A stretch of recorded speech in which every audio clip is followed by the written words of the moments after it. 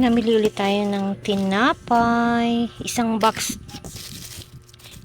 ulit na tinapay ang aking binili, guys. Kasi yan ang aking tinapayan. Wala nang kalaman-laman. Kaya bumili tayo ng isang box. Meron pa dong isang plastic. Bukod sa box ay meron pang isang plastic doon na aking biniling tinapay.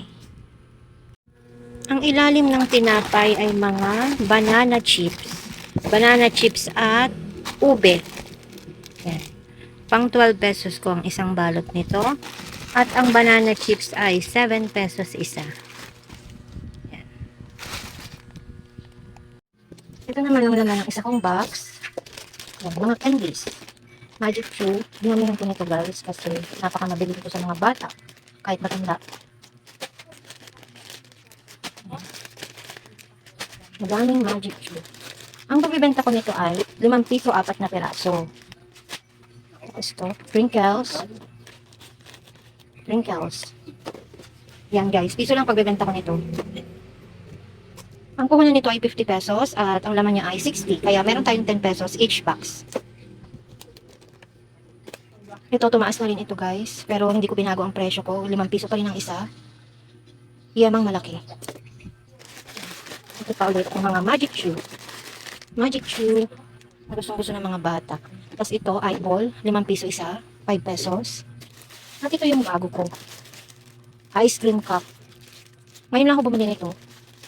Tatry natin. Ayan. Ice cream cup.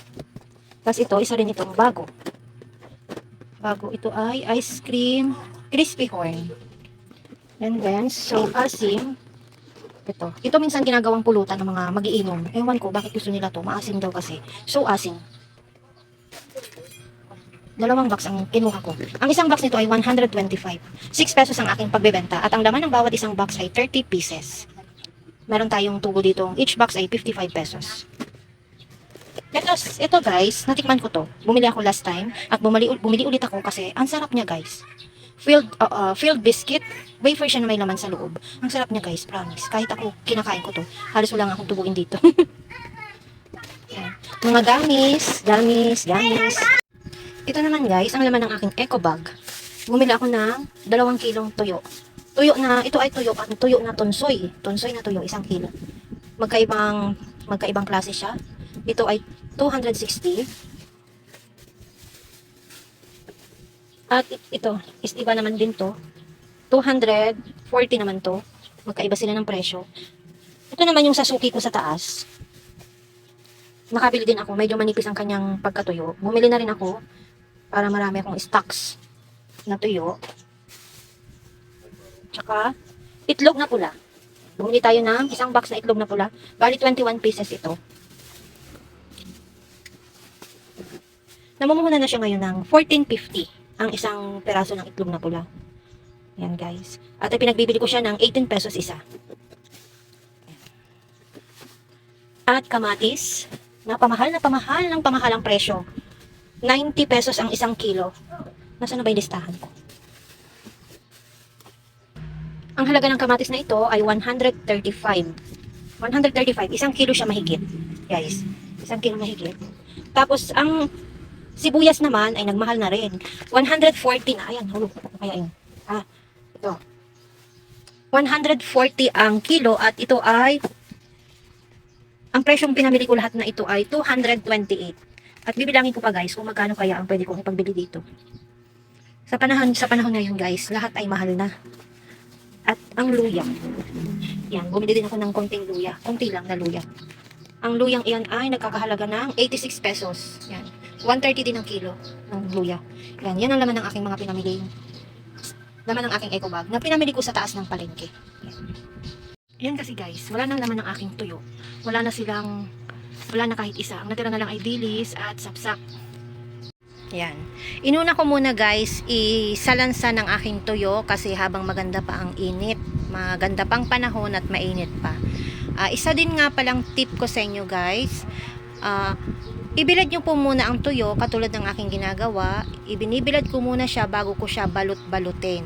Kaya binibilad ko muna guys ang aking mga tuyo bago ko siya balot-balutin para hindi siya magkaroon ng tilis. Kahit abutin siya ng 1 linggo o 2 linggo ay hindi siya nagkakaroon ng tilis. Ang tilis pong sinasabi ay yun pong uod.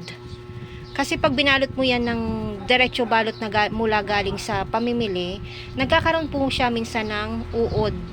Yung uod na puti, yung uod ng isdang tuyo. Kaya pag binilad mo siya ay nawawala po ang natutuyo po kasi siya ng husto. Yan. Kaya kahit abutin siya ng 2 linggo ay hindi siya tilis. Tilis po ang kung tawagin dito sa Batangas. Pero hindi naman po siya umaabot sa akin ng 2 linggo. 1 week lang po ay ubos agad ang aking tuyo. Ito pa guys, yung isa kong tinapay. O diba, ang dami kong tinapay. Yan. Nakalimutan ko guys mag-order sa grocery. Kaya bumili na lang ako doon sa Lipanang, 2 tay. 2 tay ng Milo. Yan. Kasi may parating din akong delivery mamaya. At marami akong in-order na swak. Kaya kumuha lang ako ng isa. Baka sakaling may maghanap mamaya. Kasi hindi ko alam kung anong oras pa ang dating ng grocery. Itong lahat ay sa palengke ko din binili. Yan, yan mga pampiso. Hindi pa rin nawawala guys ang aking mga pampiso dito sa aking tindahan. At saka, yan, honey SP. Bumili din ako ng 4 na piraso. Ito guys ay pang 4 pesos ko na ngayon. Kasi 33 pesos na ang puhunan ng isang ganito, ng balot. Tapos, dumambot na rin ako ng lava cake. Lava cake. Tapos yung sweet corn. Sweet corn na pang 8 pesos. Malalaking sweet corn. Yan na ngayon ang uso guys. Hindi na uso yung maliliit ngayon kasi nga nagmahal. O, dito na, malalakihan na. Pang 8 pesos. 2 balot ang aking kinuha. At 2 bihon. Bihon cube. Ang puhunan nito guys ay 38 pesos. Ang mahal na rin guys ngayon dito. 38 pesos ang excuse me, puhunan. 2 lang ang aking kinuha. Hello guys, magandang tanghali. Ako'y nakaidlip ng konting oras. Napakainit. Basta ako'y napahiga ng konti, upo, tapos mapahiga man o ano man.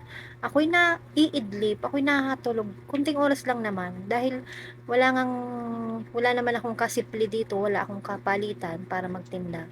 Kaya pag may bibili ako'y nagigising din. Di ako'y tumayo na. At tatapusin ko na ako itong aking sinimulang vlog. So, kaninang umaga nga po ako'y galing sa Lipa, namili ako ng aking mga paninda. Lahat ng aking mga pinamili ay lahat ay fast moving mga kasari. Lahat po ay mabenta sa akin kaya yun at iyon din ang aking paulit-ulit na binibili sa palengke.